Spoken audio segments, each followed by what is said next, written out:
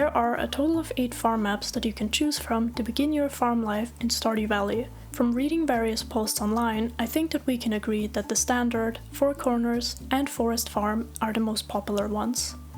With the recent 1.6 update came a new addition, which is of course Meadowlands Farm, and honestly a worthy contender that might take my new favorite spot. Today we're gonna be taking a look at the ups and downs at Meadowlands Farm and why you should give it a try on your next playthrough. And also spoilers ahead of course regarding the new update. Let's get the obvious points out first. Meadowlands Farm is the only farm type where you start out with a coop and 2 chickens. Instead of the usual 50 parsnip seeds, you will receive 50 pieces of hay, so that you can still feed your animals on rainy days. Now, I don't know about you, but I usually don't start on farm buildings until summer, maybe end of spring, so this gives you a pretty powerful start right away. So why is it useful to have a coop at the start? Well, the regular coop costs 4,000 gold, 300 pieces of wood, and 150 stone. On top of that, each chicken would cost you 800 gold as well. That saves you 5,600 gold that you can now spend elsewhere. The 2 chickens that you start with will grow up after 3 nights have passed, meaning on day number 4 you already have access to eggs, which brings me to my next point, having early access to eggs. So 2 eggs sell for 100 gold at base price, assuming it doesn't have any quality, nor the rancher profession. Which is not a lot, but every bit counts in the first year of playing. After reaching level 2 in farming, you get access to the mayonnaise machine recipe. Processing the eggs into mayo will pump up the value to 190 gold base value each. So to maximize profit, you could purchase 2 more chickens from Marnie's shop as soon as you have 1,600 gold. The safest and fastest way to accomplish that in the early game is by fishing at the mountain lake and also picking up any forageables you find along the way. So if you buy 2 more chickens on day 10 in spring, you will have 4 grown-up chicks by day 13 and access to 4 eggs each day. If you put all 4 eggs into the mayonnaise machine and sell them, that will give you a total of 570 gold, assuming the mayo doesn't have any quality level. 4 gold star mayonnaise with the rancher profession will give you 1,368 gold, which is not bad for daily income for almost no work. Petting your animals and picking up their produce does not consume any energy, so it's definitely a solid strategy. With the recent update, you can now also drink mayonnaise.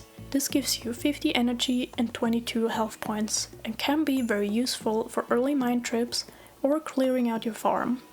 Upon starting up your new save file at Meadowlands Farm, you will immediately notice that some of the grass looks a bit different. This blue grass is a new addition that comes with the new update as well. Animals that eat blue grass will gain twice as much friendship as from eating regular grass, meaning you will have sooner access to quality animal products. Animals will also only eat half the amount of blue grass than regular grass. This is a pretty nice boost in terms of money and raising animals, since Meadowlands is the only farm type where blue grass can spawn naturally. You can also purchase the bluegrass starter recipe, but that is far later in the game, once you have access to Ginger Island and Cheese Walnut Room. Let's take a look at the overall farm map and size.